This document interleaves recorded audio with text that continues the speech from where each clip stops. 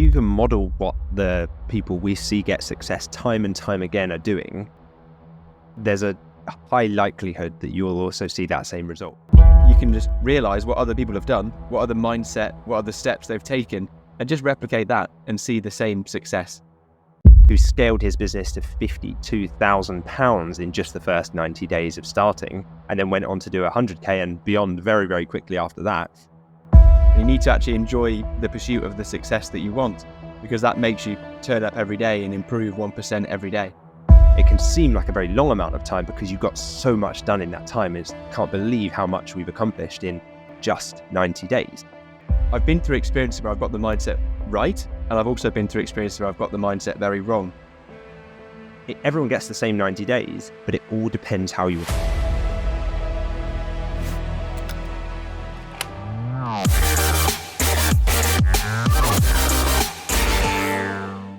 Welcome to the Dropship Unlocked podcast. I'm Lewis Smith, the founder of Dropship Unlocked, and with me is our client success coach, James Eardley. Now, when we're not recording the podcast episodes, we're running our own e-commerce businesses and helping aspiring entrepreneurs launch their own high-ticket dropshipping businesses. Keen to build your own 6 or even 7-figure business? My book, The Home Turf Advantage, is your blueprint for launching a profitable online store. Grab your copy at htabook.com today and let's get you started. Now sit back, relax, and let's unlock your potential with the Dropship Unlocked podcast. Today, we're diving deep into what it takes to navigate the crucial first 90 days of starting a dropshipping journey. After building multiple dropshipping businesses, it's become clear to us that the actions that you take within your first 90 days will often determine the success of your entire business journey. So in this episode, we've broken down the first 90 days into the exact steps and the mindset that you need to have going into those 90 days. And I know that, Lewis, toward the end of this episode, you want to share the one most important task, the most important action for people to take on day one. So let's dive in, Lewis. The first 90 days can really make or break a dropshipping business, can't they? It can, yeah, absolutely. The first 90 days are crucial, but at the same time, really exciting. You know, it's like that kind of high stress, high stakes, like what you put into it will be what you get out at the end of it. And I think the strength of what you eventually build depends on the groundwork that you put in within that first 90-day period. So it's like if you're putting together a house, you know, you're building the foundations. If you rush those foundations, you're building something on a shaky structure. It starts to wobble over time. And so it's the same with setting up a dropshipping business. You've got to go into it with the right foundation. So by that, we mean things like the right mindset, the right strategy, and also just taking the right actions as well. It's all very well having a great plan and having the right mindset. But if you don't do anything, you'll find yourself 3 months down the line, no further ahead than if you had moved and taken action from the outset. So focusing on the products and the niche selection initially is going to be key for building one of these types of businesses. So whether that's looking at market research, whether it's looking at the different trends, the demand, the supplier availability, all of the different criteria that we look at when it comes to selecting an e-commerce niche to go into when building a high-ticket dropshipping business. And then once you're up and running with that, building your store, but also building those relationships with suppliers. If you can get that right, those build relationships that will last you for many years into business, and years later you might find yourself in these great unique scenarios where you've got great supplier relationships, all because you put that effort in initially with those suppliers in the first 90 days. So it's amazing to see, like, the sky's the limit with what you can achieve in the first 90 days. I know Phil, one of our members from Dropship Unlocked, who we had on the podcast, actually, I think it was episode 43, scaled to £52,000 in just 3 months. And then after that, the sky's really the limit with where you take it. You know, we've seen Dropship Unlocked members like Phil, one of our members who joined us actually on the podcast. We had him on in episode 43 of the podcast, I think it was, who scaled his business to £52,000 in just the first 90 days of starting, and then went on to do 100k and beyond very, very quickly after that. And I think it just shows what's possible with that right mindset, that right approach, and taking the right action going into it, right? Exactly. Inspiring to hear other people's stories, especially when they go in with the right mindset, and then they can have incredible success within a short space of time. Really, I mean, 90 days is no time at all, really, when you think about it. So in terms of setting up foundations, I think there's two types of foundations that we need to set up, both tactical and emotional foundations. And the emotional foundations that you set up are largely determined by the mindset that you have going into starting a new business. And I think the mindset that we have is largely under our control. You can choose after listening or watching to today's episode what your mindset is going to be. Part of the mindset is obviously your personality and the environment and the people that you're around, but a large part of it we have control over. So we'll dive into the mindset that you need, Lewis. I mean, firstly, how important do you think mindset is during these initial stages? It's everything. Yeah, because without the right mindset, everything else falls to the wayside. It crumbles. Mindset is the difference between seeing the obstacles that you will inevitably face as these insurmountable hurdles versus just seeing them as challenges that you have to overcome to eventually achieve success as an entrepreneur.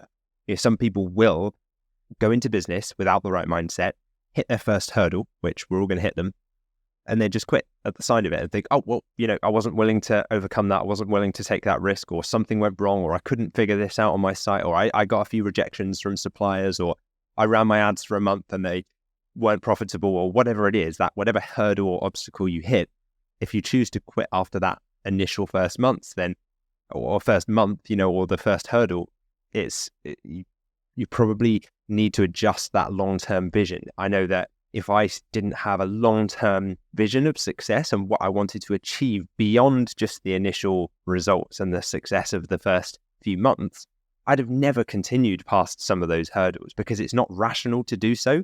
You're like, I'm putting in so many hours here, giving up so many evenings and weekends, and I'm earning nothing from doing this. Like any rational person who didn't have a long-term vision driving them would think, oh, I would just go back to working. It was much more straightforward. I worked and I got a salary and it was all very simple. And so it's a guarantee that you are going to face these obstacles as you go. And because of that, the question becomes, well, how are you going to react to them? And how are you going to prepare for them? Because that's what makes the difference. One great hack is to get around other people who've already faced and overcome the challenges that you're perhaps about to face. And that's where a community can come in. It's why communities of people who have achieved and are achieving what you're aiming for are so valuable. Recently, I've realized that I think part of the satisfaction of the process for me is the journey. When it comes to entrepreneurship, I've learned to embrace that process of building, of growing, of overcoming those challenges as one of the most enjoyable parts, because otherwise, what happens, and this has happened to me too many times now that I'm realizing, okay, I keep making the same mistake. You set your eyes on what you think is the destination or the goal. You get to the point where the business allows you to achieve it, and then it's really an anticlimax, and you realize, oh, like I hit my first 100 grand or I hit my first million. Oh, not like, they always say, like, where's the marching band? Where are the fireworks? Like there was no celebration. It just kind of happened. And you realize, was the thing I was aiming for the whole time mirage? It never really existed. But if you can reframe that and be just grateful for what you have, grateful for the fact that you're on the journey, that you get to do these things on a daily basis, that point you don't become disappointed when you do achieve those results and there's no fulfillment. It's kind of another checkbox exercise, and you realize that the game is growing and the game is the pursuit of the next challenge. That's the fun bit. Exactly. And I think we often get caught up on the pursuit of happiness, as the American dream teaches us. And we're always looking for that happiness in the future. But actually, you need to flip that round. So instead of it being the pursuit of happiness, it's the happiness of pursuit. And you need to actually enjoy the pursuit of the success that you want, because that makes you turn up every day and improve 1% every day. And I've been through that, where I've been through experiences where I've got the mindset right. And I've also been through experiences where I've got the mindset very wrong when I start a new business. I mean, my first dropshipping business, I went in thinking it was going to be quick and easy millions. And I could just set up a few Facebook ads, watch a few YouTube videos, and I'd be rolling in it and laughing to myself. Wasn't the case. But by going in with that mindset, when things didn't go right, you feel dejected. And I felt really dejected. I was so much more likely to quit because I thought it would be easy, because I had that mindset. So instead, when I went into the next venture, I knew I had to get my mindset right so that I would continue for the long term. And that's what I did with my second dropshipping business. Now, obviously, I had the benefit of being in the Dropship Unlocked Masterclass program. And Lewis, you make it so clear from the start that mindset is so crucial. So I knew that, it wasn't a get-rich-quick scheme. I knew that I had to be not dabbling. I knew that I had to be really committing from the start. And that just made all the difference. So we've talked about the emotional foundations. Now let's move on to the more tactical side of things and really the actions and steps that you need to take in that first 90 days. So what steps would you recommend for listeners to take in that first 90 days of starting a dropshipping business? Sure. So the 90 days that you first begin from, if we say today is day one, over the next 90 days, it can be perceived as a very short amount of time if you end up going down distraction rabbit holes and getting sidetracked by things. And before you know it, you're at 90 days and you haven't really achieved anything. Or it can be it can seem like a very long amount of time because you've got so much done in that time. Can't believe how much we've accomplished in just 90 days. And everyone gets the same 90 days, but it all depends how you approach it.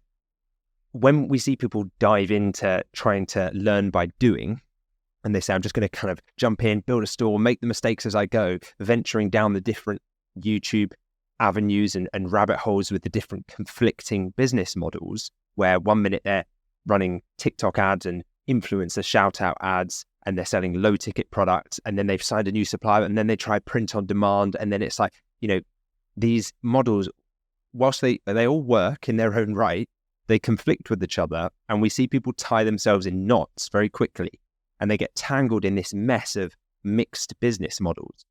And what that results to is that obviously it means that like products are taking a long time to be delivered, so customers are then unhappy, and then they're buying a cheaper version of the same item from elsewhere and leaving bad reviews and all that kind of stuff.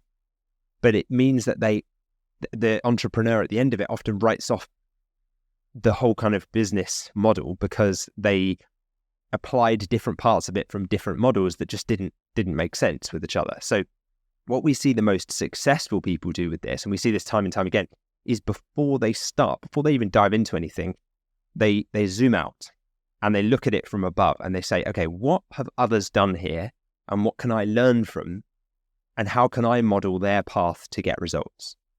So they don't necessarily have any experience with e-commerce. That's not their advantage. So don't feel that if you don't have experience, you're at a disadvantage. It's not that they have experience. It's that they know that others' success will have left clues that they can then follow. That's the differences. And you can apply this to any aspect of life. So, for example, they might follow a product research system that validates the products that they're going to build their store around. And then they have a niche store that they can build their store successfully before they even start running ads, knowing that it's going to work. And that way the whole thing is congruent because it's backed on data. They didn't just dive into building a store. And when it comes to signing suppliers, they already know the suppliers are happy to dropship with this model because they pre-validated that niche ahead of time. And one of the validation points was, are there dropshipping suppliers in that niche? And are they high ticket? And do they do fast delivery? So you can see how it would be very easy to see a flashy thumbnail on a YouTube video and go off down that route because someone says that you can get suppliers signed up really easily, and then it comes out later that they take 15 days to be delivered, and when they are, they're really low quality, and you kind of end up like locked in to part of a business model that doesn't really fit the other parts, and so you have this like Frankenstein business that doesn't quite connect. And so we did a behind the scenes video recently where I did this myself. I started a new high ticket dropshipping store from scratch, chose the niche, built the store, began the process of contacting and signing up those suppliers. And we released it on the Dropship Unlocked YouTube channel. So we can link that below in the show notes, because that's probably quite a valuable journey to watch, where if you're looking for a straightforward kind of A to Z route without the different shiny objects and going off on tangents, that really is it, start to finish. And I've never seen anyone do that before. That's kind of why I created it. So ultimately, the people that we see succeed again and again have some common traits, some common attributes. They're patient, they are persistent, they come into it with a positive mindset, and they are like a sponge. They are just absorbing information because they know that it's a marathon ultimately, not a sprint in business, and they're willing to defer their satisfaction or delay their gratification. And they know that by doing that, it will last a much longer time once they're up and running. But most of all, they enjoy the journey as they go. That's the key. Yeah, and they're really common traits that we see in the most successful people. So you can just realize what other people have done, what other mindset, what other steps they've taken, and just replicate that and see the same success. And oftentimes when you look back at the journeys of people that have been most successful, you see that every step that they took was crucial for the next step.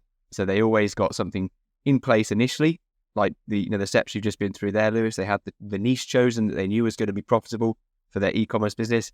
Then they use that to build a store. Then they use that store to then sign suppliers. And then once they've signed suppliers, they start running ads to those products. And each step follows the next. And obviously you perfectly laid that out in that YouTube series that you've released, which we'll definitely link in the description below. So now that you've been through this list and you've taken the actions for the crucial first 90 days, can you share some tips that you would advise for people that are going to go through that first 90 days? Absolutely. So if you can model what the people we see get success time and time again are doing, there's a high likelihood that you will also see that same result, because they're clearly not getting these results by chance, because they're succeeding in multiple sectors. So if you try to zoom out like they do, and like I mentioned, take a top-down view before you dive in and get your hands dirty and roll up your sleeves and start doing things. I'm guilty of this as well. I like doing. I like diving in and doing. But sometimes taking a more strategic view of things. And if you think of the other things that you've succeeded in life, it's nearly always because there was a proven path for you to do it and that you could follow. There are no medals or trophies handed out to people who go it alone with no support in business. It's not, there's no reward for it. In fact, it's actually less enjoyable, if anything, because it's much harder. You don't have anyone there to share ideas with or bounce ideas off. And you have no one around you who understands what you're doing to celebrate that with. That's why community is everything. So I think everyone has the same 90 days starting from today. We all know that some people will be up and running in the next 90 days, whereas others will dabble. They'll get distracted by different models, by shiny objects. They'll end up with this mixed kind of conflicting business model mess that's all put together, and then it will result in them achieving very little over the next 90 days other than wasting a lot of time and energy and money. And then they'll either quit, as they'll just say, oh, it didn't work, or the cycle starts all over again. And they say, okay, in the next 90 days, I'm going to do it. And then they do the same again. So it's like that. You have to learn from mistakes. And if you've ever felt like that in the past, where you're just like, you're so busy being busy with trying to start a business, but you feel like you're kind of spinning your wheels and is it really inefficient? Try and zoom right out and like disconnect yourself emotionally from the process and just observe what others are doing. And if there is a strategy that you can follow, don't try to reinvent the wheel. That's what we see successful people doing all around us, is that they look for where something's working, then they surround themselves with others in a community of like-minded people. And then once they have the strategy, they take direct action, incremental actions day by day. And those are the people that will be up and running and making sales within 90 days from today. So the 90-day timer starts right now. Today is officially day one, but it's up to you to decide where you will be in 90 days from today. Which of those two groups will you fall into? I love that frame. I love the frame that today can be anyone's day one on this journey. After listening to this episode, you can make it day one and you can look into the future 3 months, pick out day 90 in 3 months' time, and realize that between now and then, you can have everything up and running so that you've got a dropshipping business that's long-term that will be making sales already. So, Lewis, for someone who's decided that today is going to be their day one, they're definitely going to go along this journey. And unfortunately, the majority of people, they don't do this. But for those who are really serious, that really do want to make today day one, what is the first critical action that they need to take to get started on the right foot? Yeah, so I want to make this as actionable as possible, because I don't like abstract concepts that you can't apply. But I spoke about that zooming out and looking at the big picture strategy and following a proven process. So whilst there are many models out there that work, we talked about all of the different like print on demand, low ticket, Amazon FBA, all these different things they do all work in their own right.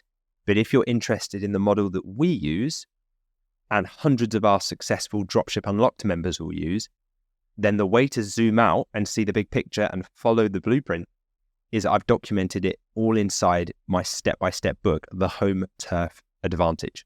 So you can grab a copy of that at htabook.com. You can pick that up today. You could be reading that immediately on day one of your 90. And after the next 90 days, if you follow every single step in that book, you block out the distractions, you don't get distracted or sidetracked by other shiny objects out there all trying to vie for your attention, you will dramatically increase your chances of success by applying that proven business model. And then alongside that, because it's great having the book, having the steps, and you can just dive in and start taking action. But the other part of this is not trying to go it alone. I talked about how powerful community is. And so it's so important to getting results that I actually baked this into the offer that I make with the book. So when you pick up a copy of my Home Turf Advantage book, I'll then invite you into a group called the Dropship Unlocked Launchpad, which is a community. Now in there, you can not only read the book immediately, but we also have got things like bonus videos, step-by-step content you can follow, and thousands of other like-minded people that are already using and applying the model that we teach in the book. And you can just start chatting with them and asking questions immediately so that you've got those people to bounce ideas off. So the two go hand in hand. The book is great. That's the blueprint. The community is getting around like-minded people.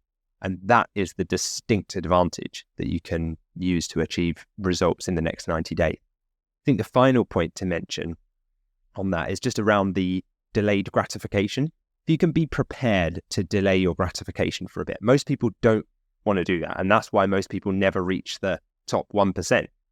If you're willing to trade a few months of hard work, evenings, weekends, working hard, putting in the grind, in exchange for never having to work a job again for the rest of your life, and then being free to travel anywhere on the planet and run your business from a laptop and have time freedom, location freedom, freedom with your family, and earn more than you could have ever earned in a job, to me, that sounded like a better option than grinding away for the rest of my life in a job where I had no control, no freedom, no flexibility. Again, the choice is yours between those two paths. So just make sure you choose wisely.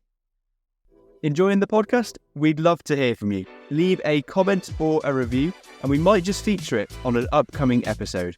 Also, for detailed show notes and resources, head to dropshipunlock.com/podcast. If you found value from any episode of this podcast, please take just 10 seconds to leave us a quick 5-star review on your podcast app of choice. It helps us more than you could imagine. And who knows, you might just hear your comments on the show. Thanks for being part of our community. Your support helps us keep delivering a new episode every week. Now we're going to answer a question that's come in from a listener of the podcast. Remember, if you want your questions answered on the podcast, then all you need to do is comment under the YouTube video version of an episode. And that's exactly what Diana811 has done. So Diana has asked, I heard in a recent episode, one of your expert guests discussed the benefit of entering a growing market. So how do you approach this and identify an emerging market? Yep, great question, Diana, and thanks for the support with the YouTube comment as well.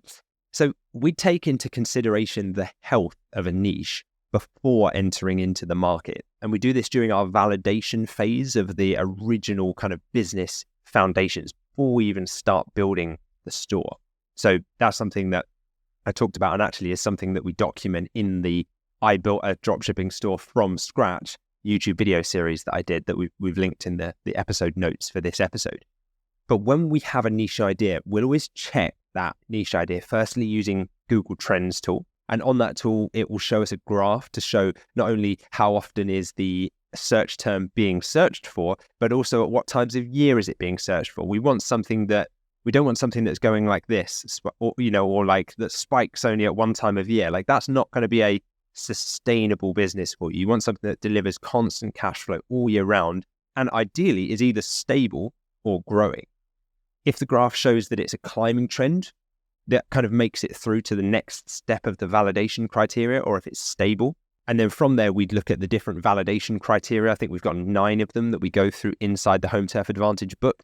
And you can get those ideas in the first place just by kind of keeping an ear to the ground. Go out, look around social media, watch TV shows, go for a walk, go for a drive, and start to look at all of the products around you and think, I wonder if that's something. Or like if a friend tells you that they bought something that was above £300, you think, I wonder if that would be a viable niche. And before you know it, you've got this amazing list that you can use as your starting point and kind of whittle it down based on the different criteria. So we kind of cast a wide net of different ideas, and then we whittle that list down until we've got our few finalists that we know would all work. Any of them would work, but we want to go with the one that we want to execute on the best and that excites us based on the data. So when you notice that trend, validate the niche, jump into that emerging market. And if it is successfully rising and climbing, then ride that wave. Absolutely. Great question and great answer there, Lewis. I completely agree. It's amazing how quickly you can get niche ideas as soon as you decide that you will be building a store. Suddenly, all the opportunities you can see around you become possible e-commerce businesses that you can build. So now let's highlight a recent review that we've had for the podcast as well. So a big thank you to Nana, Woahead8196. Hopefully I've pronounced that correctly. So thank you for sharing your thoughts. Nanak said, and I know she's commented this underneath a podcast episode, and it's underneath podcast episode 52, because she said, this is genuinely an amazing opportunity. I'm sharing this because I want to win, but mainly because I have, with your book, been able to take action. The model makes sense, and I'm taking action daily to build a great business that serves people. Thank you so much for the value you provide and the eye-opener. Wow, that's an amazing review. Thank you so much for your review, Nanak. And I think that it just reinforces the fact that we're really glad to hear that you've been enjoying the podcast and also the book, and that you're taking action. And that's the name of the game, right? So great to hear. And yes, what you're referring to there about the amazing opportunity to win refers to our competition we're running at the moment, which is, if you'd like the chance to join our elite masterclass community completely for free, all you need to do is leave us a review for the podcast on your favorite podcast platform. And if you want the full details of that competition, check out episode 52 of the podcast on how to enter. Thanks for joining us on this episode of the Dropship Unlocked podcast. We hope you're walking away with insights and inspiration. To kickstart your e-commerce journey, grab a copy of my book, The Home Turf Advantage, at htabook.com. It's a distilled guide based on real experience to help you build your e-commerce venture. Don't forget to hit the subscribe button for more strategies and success stories. And if you like what you heard, a 5-star review would mean the world to us, and you might just get a shout out on an upcoming episode. And finally, thank you for deciding to spend your time with us today. We can't wait to bring you more insights on the next episode of the Dropship Unlocked podcast.